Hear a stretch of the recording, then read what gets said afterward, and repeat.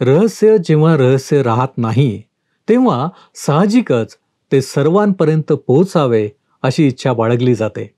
काय आम्ही उलगडलेले रहस्य इतरांपर्यंत पोहोचविणारे आहोत? उपासना उपासना उपासना उपासना प्रभुजी करो उपासना प्रभुजी करो उपासना उपासना उपासना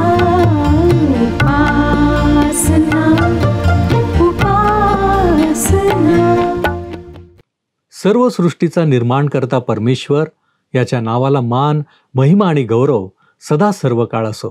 उपासना कार्यक्रमामध्ये आपले स्वागत आहे. प्रियांनो, जीवनामधील वेगवेगळ्या स्थितीमध्ये वेगवेगळी जबाबदारी प्रत्येक व्यक्तीवर असते.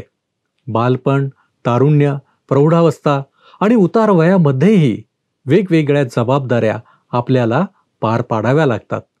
हे झाले जगिक जीवनाबद्दल. परंतु आत्मिक जीवनातही विविध स्थितीमध्ये विविध जबाबदाऱ्या पार पाडायच्या असतात.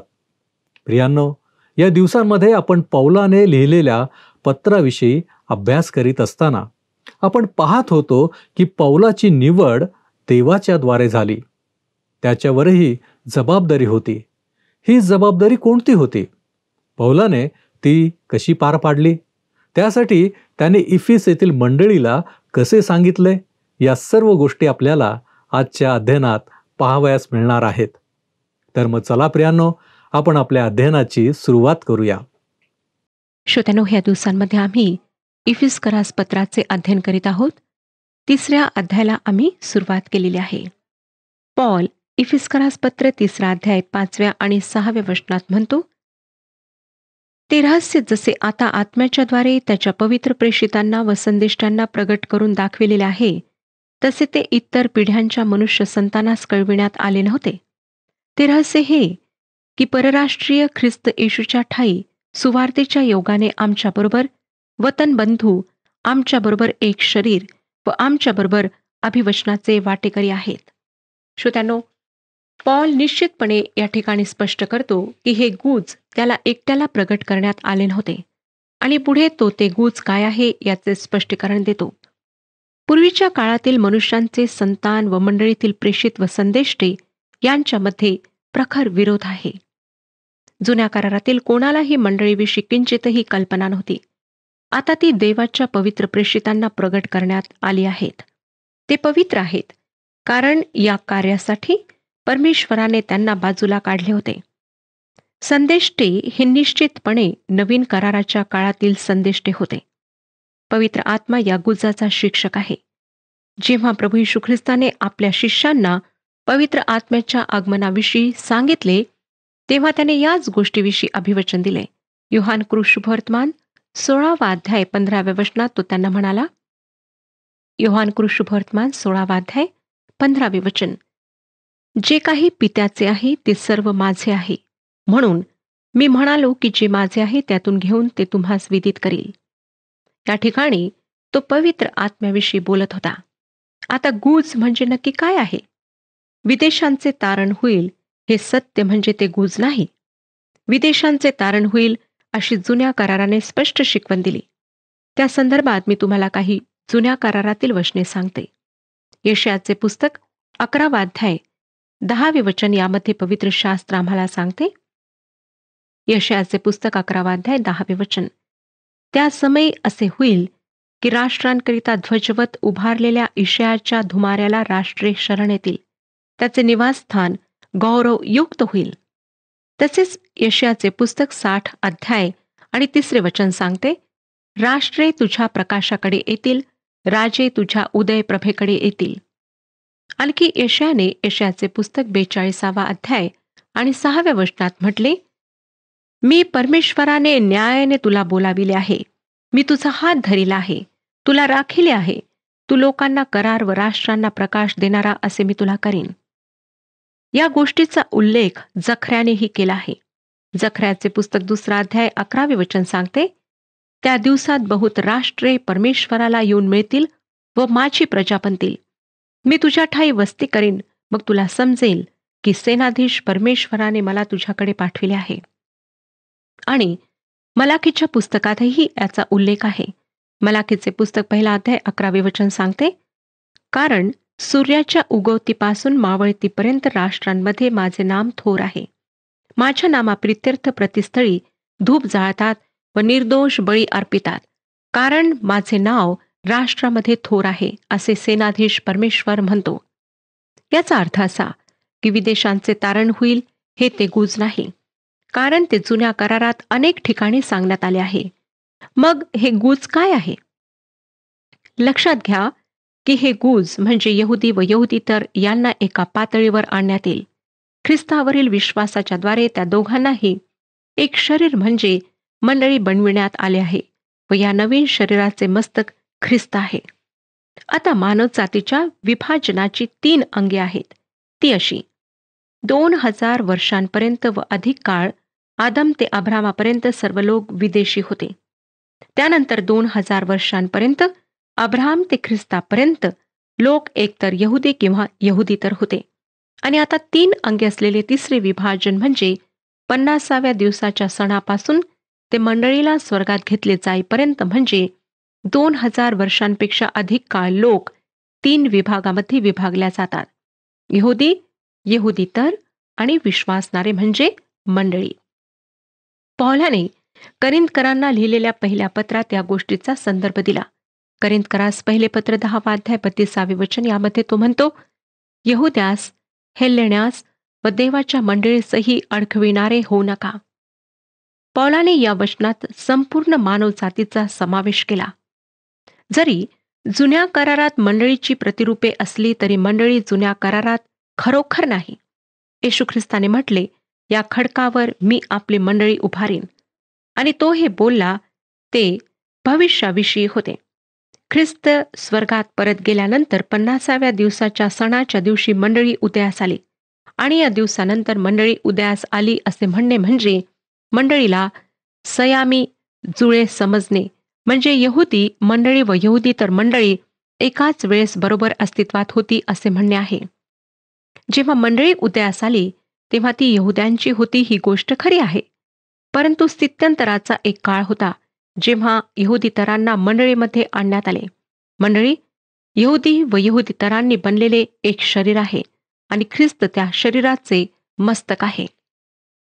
पॉल पुढे इफिस्करास पत्र ह्याच्या 3 अध्यायातील 7व्या वचनात म्हणतो, 3 अध्याय 7 वचन, देवाच्या सामर्थ्याच्या करुणेने त्याचे जे कृपेचे दान मला देण्यात आले होते, जेणेकरून मी त्या सुवार्तेचा सेवक झालो आहे.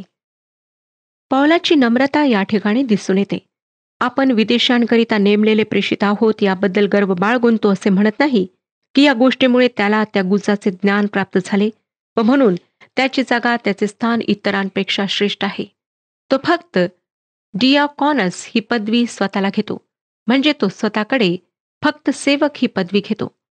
या ग्रीक शब्दापासून इंग्रजी शब्द आहे डिकन, जो आपण मंडळीच्या संदर्भात मराठीतही वापरतो. डिकन म्हणजे सेवक, मदतगार होय.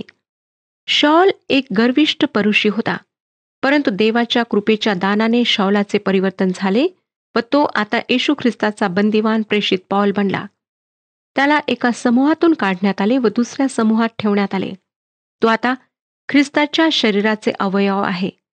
हे सर्व जे काही सिद्धीस नेण्यात आले ते पवित्र आत्म्याच्या सामर्थ्याने सिद्धीस नेण्यात आले. पौलाजवळ पवित्र आत्म्याचे दान व सामर्थ्य दोन्ही होते. 8 आणि 9 वचनांमध्ये तो पुढे काय म्हणतो पहा, मी जो सर्व पवित्र जनातील लहानाहून लहान, त्या माझ्यावर ही कृपा अशी झाली की मी ख्रिस्ताच्या अगाध समृद्धीची सुवार्ता परराष्ट्रीयांना सांगावी.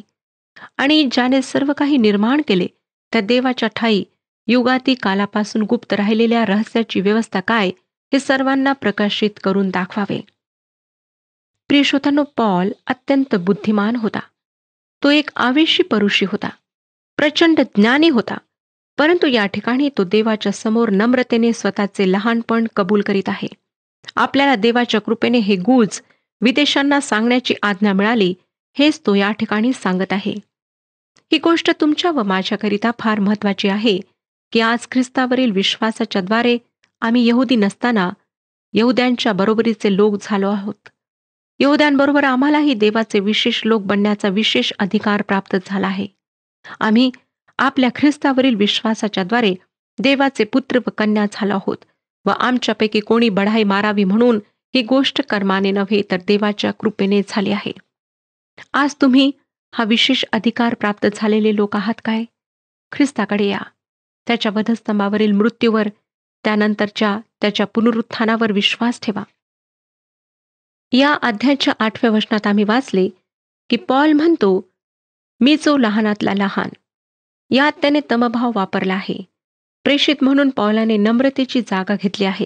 करिंथकरास पहिले पत्र 15वा अध्याय 9व्या वचनात तो म्हणतो, कारण प्रेषितात मी कनिष्ठ आहे. मी प्रेषित म्हणावयास योग्य नाही, कारण मी देवाच्या मंडळीचा छळ केला. तसेच तो तिमोथेला पहिले पत्र 1 अध्याय 12 आणि 13 वचनात म्हणतो, ज्याने मला शक्ती दिली त्या आपल्या प्रभू येशू ख्रिस्त येशूचे मी आभार मानतो. कारण मी जो पूर्वी निंदक, छळ करणारा व उपद्रव देणारा होतो त्या मला त्याने विश्वासू मानून आपल्या सेवेकरिता ठेवले. मी असा होतो तरी अविश्वासामुळे न समजून ते केले म्हणून मजवर दया झाली. पौलाच्या जीवनात एक मोठी क्रांती घडून आली. ख्रिस्ताच्या अपार संपत्तीची सुवार्ता यहुदीतरांमध्ये सांगण्यासाठी त्याची निवड करण्यात आली. ही गोष्ट खरोखर सुंदर आहे. तो म्हणतो ते सर्वांस प्रकाशित करावे. हे गुज वादविवाद करण्यासाठी किंवा वाद घालण्यासाठी नाही, तर ते गाजविण्यासाठी आहे. आणि सर्व लोकांना ह्या गुजाविषयी सांगण्याचे काम पौलावर सोपविण्यात आले होते. 3रा अध्याय 10 आणि 11 वचनांमध्ये तो पुढे काय म्हणतो पहा. ह्यासाठी की जो युगाती कालाचा संकल्प त्याने आपल्या प्रभू येशू ख्रिस्त येशूमध्ये सिद्धीस नेला आहे, त्याप्रमाणे देवाचे नानाविध ज्ञान स्वर्गातील अधिपती व अधिकारी ह्यांना मंडळीच्या द्वारे आता कळावे. या गुजाचा दुसरा हेतू या ठिकाणी स्पष्ट करण्यात आला आहे. मंडळीच्या द्वारे देवाने निर्माण केलेले स्वर्गातील अधिपती देवाच्या ज्ञानाविषयी शिकत आहेत. देवाचे दूत आम्हावर औदार्याने ओतल्या जाणारे देवाचे प्रेमच केवळ पाहत नाहीत, तर त्यांना देवाचे ज्ञानही प्रगट केले जात आहे. हे मंडळीच्या द्वारे प्रगट केल्या जात आहे.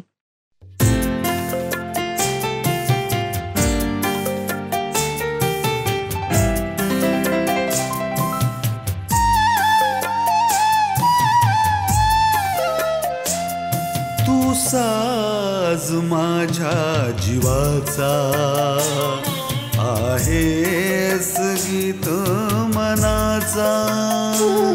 तू साज माझ्या जीवाचा आहेस गीत मनाचा. मी रचना तुझीच प्रभुजी, मी रचना तुझीच प्रभुजी. ठेवी भाव आता तयाशी. तू साज माझ्या जीवाचा आहेस गीत मनाचा.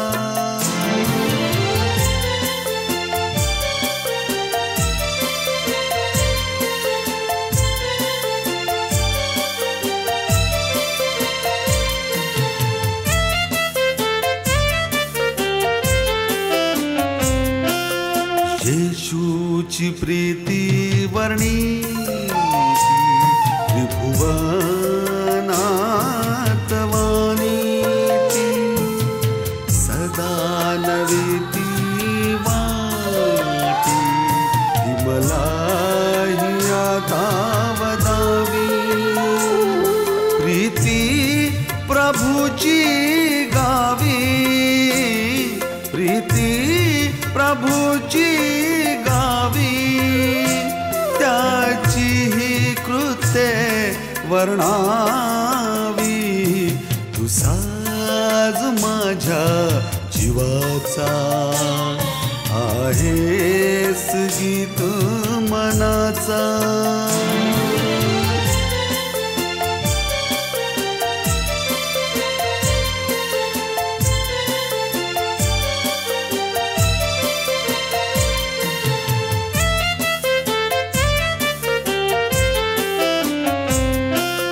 जगिया दुःखे घेरी विश्वास भावे हारी पहिली ही शांती लोपी येशूची प्रीती वदावी प्रीती प्रभूची गावी प्रीती प्रभूची गावी त्याची ही कृत्ये वर्णावी तू साज माझ्या जीवाचा आहेस गीत मनाचा मी रचना तुझीच प्रभुजी मी रचना तुझीच प्रभुजी ठेवी भाव आता तयाशी तू साज माझ्या जीवाचा आहे गीत मनाचा तू साज माझ्या जीवाचा आहेस गीत मनाचा आहेस गीत मनाचा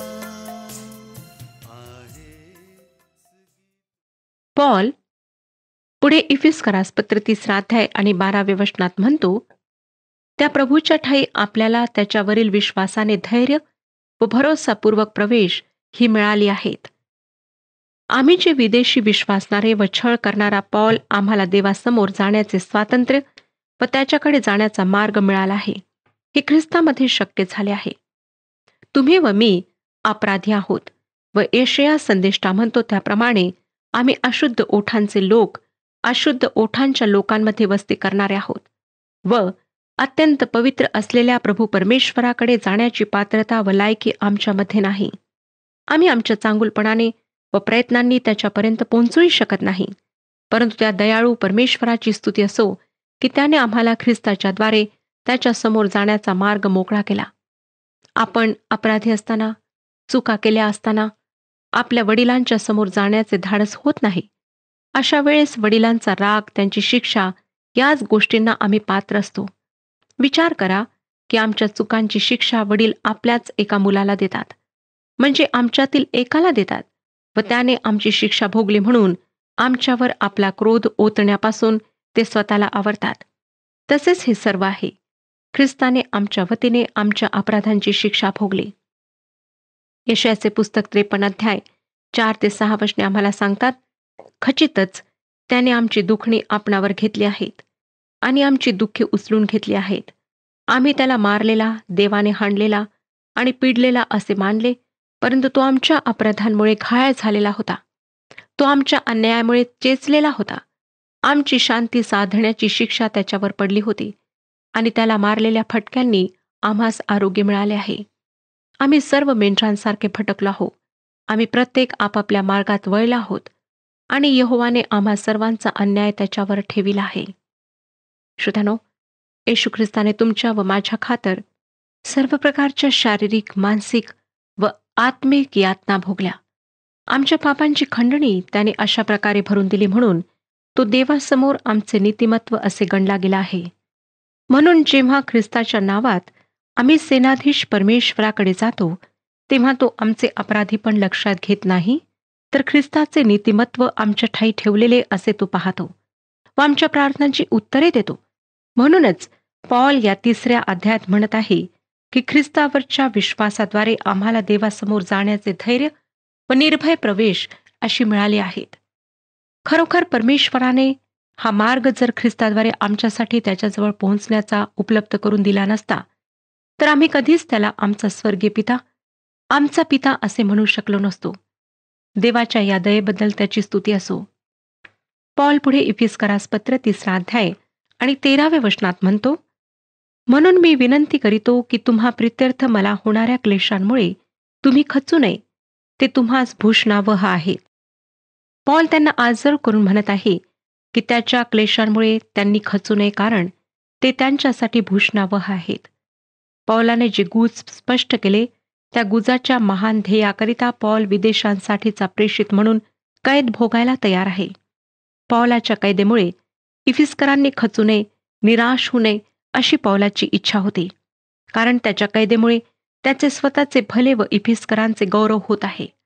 पौल कलसेकरास पत्र याच्या पहिल्या अध्यायातील 24व्या वचनात म्हणतो, तुम्हासाठी जी माझी दुःखे त्यामध्ये मी आनंद करतो आणि ख्रिस्ताच्या क्लेशात जे उरले आहे ते मी आपल्या देहाने त्याचे शरीर जी मंडळी तिच्यासाठी भरून काढितो. पॉल या मंडळीविषयीच्या गुजाकरिता फार मोठा त्याग करायला तयार होता. त्याने आनंदाने केला देखील. तुम्हाला जर ख्रिस्ताचे गुज समजले आहे, त्याच्या पवित्र प्रीतीचा तुम्ही अनुभव घेतला आहे, त्याने सिद्ध केलेल्या तारणाचा जर तुम्ही आस्वाद घेतला आहे, तर तुम्हाला नाही वाटत का की तुम्हीही ह्या सुवार्तेला इतरांबरोबर वाटून घ्यावे? ज्यांना ख्रिस्त सापडला नाही ते अजूनही वेगवेगळ्या बंधनांमध्ये खितपत पडलेले आहेत. त्यांना ही स्वातंत्र्याची सुवार्ता सांगावी असे तुम्हाला नाही का वाटत? तुम्हाला ही सुवार्ता सांगण्यासाठी देवाचा पवित्र आत्मा निश्चित सामर्थ्य देईल. पौलाने इफिसेतील मंडळीसाठी जी दुसरी एक प्रार्थना केली तिचा अभ्यास आता आपण करणार आहोत. ही प्रार्थना सामर्थ्य व ज्ञान यांच्याकरिता आहे. इफिस्करास पत्र 3 अध्याय 14 वचन सांगते, ह्या कारणास्तव स्वर्गातील व पृथ्वीवरील प्रत्येक वंशास ज्या पित्यावरून नाव देण्यात येते त्या पित्यासमोर मी गुडघे टेकून अशी विनंती करतो की. पौलाने या वचनाची सुरुवात याकरिता या शब्दाने केली आहे. त्याचा अर्थ असा की इफिस्करांविषयी त्याच्या मनात जी मोठी खोल अशी आस्था होती तिच्याकरिता तो प्रभू पित्यासमोर गुडघे टेकतो. याच्या नवीन व्यवस्थेमध्ये ईश्वरी योजनेच्या या विशिष्ट काळामध्ये आम्ही आहोत तिची महान सत्ये इफिस्करांना समजावीत अशी त्याची इच्छा होती. तसंच त्यांनी प्रभू पित्याच्या ख्रिस्त येशूमध्ये असलेल्या अपार कृपेच्या संपत्तीचा अनुभव आस्वाद घ्यावा अशीही त्याची इच्छा होती. म्हणून त्याने त्या 1 ते 14 या वचनांच्या दरम्यान असलेले विषयांतर या पत्रात सामावले. आम्ही तुम्हाला आधीच सांगितले आहे की पॉल हा फार प्रार्थनाशील माणूस होता आणि या पत्रातली ही जी प्रार्थना आपण अभ्यासणार आहोत ती पौलाची या पत्रातली दुसरी मोठी प्रार्थना आहे.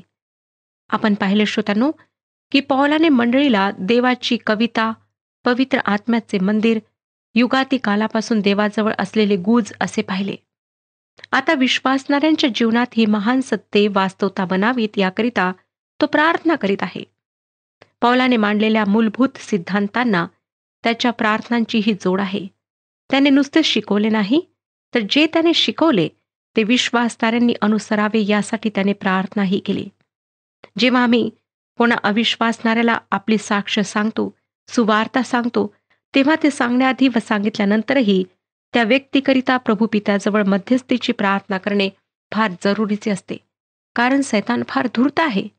तो आम्ही पेरलेले वचनाचे बीज त्या व्यक्तीच्या मनात अंकुरण्यापूर्वीच ते उचलून निघून जातो.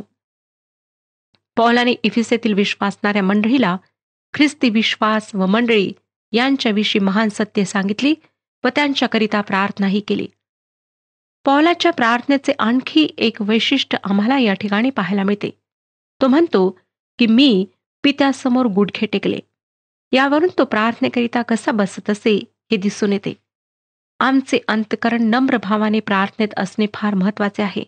हे जरी खरे असले तरी मला वाटतं की विश्वासणाऱ्यांनी प्रार्थनेसाठी गुडघ्यावर आले तर बरे होईल. आमच्या सामूहिक प्रार्थनांच्या वेळांमध्ये आम्ही गुडघे टेकावेत असे मला वाटते. एकदा एका मंडळीबरोबर प्रार्थना करण्याची संधी मला मिळाली. मी जेव्हा आपण प्रार्थना करूया असे म्हणून प्रार्थनेसाठी डोळे मिटले तेव्हा मला सर्व लोक उठून बाहेर जात आहेत की काय असे वाटले. मी डोळे उघडून पाहिले तर मला कोणीच दिसले नाही, पण मी माझी प्रार्थना सुरू केली. मी प्रार्थना संपवून डोळे उघडून समोर पाहिले तेव्हा जमिनीतून एकदम कणसे उगवावीत असे लोक त्यांच्या बाकांच्या मधून उठून वरती बाकावरती बसताना मला दिसली. त्या सर्वांनी गुडघे टेकले होते. आमचा तो प्रार्थनेचा वेळ फार सुंदर होता. श्रोत्यांनो, कृपा करून गैरसमज करून घेऊ नका. त्यांनी गुडघे टेकले म्हणून त्यांच्या प्रार्थना चांगल्या झाल्या असे मला मुळीच म्हणायचे नाही, परंतु मला असे म्हणायचे आहे की त्यांच्या गुडघे टेकण्याने बरीच मदत झाली.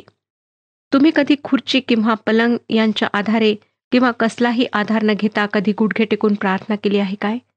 मांडी घालून आरामात गादीवर किंवा सतरंजीवर बसून केलेल्या प्रार्थनेपेक्षा गुडघ्यांवर येऊन केलेली प्रार्थना आम्हाला देवाच्या समोर अधिक नम्र होण्यास शिकवते असे मला स्वतःला वैयक्तिकरित्या वाटते.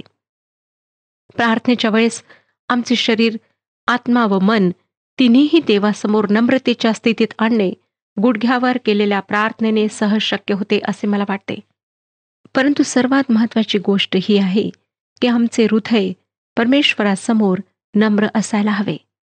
जर आम्ही गुडघे टेकून प्रार्थना केली परंतु आम्ही स्वतःला नम्र केले नाही तर काहीच फायदा नाही.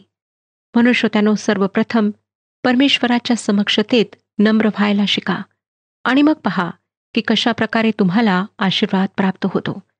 परमेश्वर या विषयात आपले मार्गदर्शन करो आणि आपणातील प्रत्येकाला आशीर्वाद देऊ.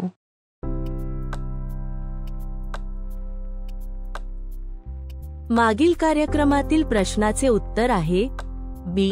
पवित्र शास्त्राच्या भाषेत एखादी पूर्वी प्रकट न केलेली व नंतर प्रकट करण्यात आलेली गोष्ट म्हणजे गुज होय. आजचा प्रश्न, कोणते लोक ख्रिस्त येशूच्या ठायी सुवार्तेच्या योगाने वतनबंधू अभिवचनाचे वाटेकरी झाले? ए. परराष्ट्रीय, बी. यहुदी, सी. Israel, D. बंदिवान.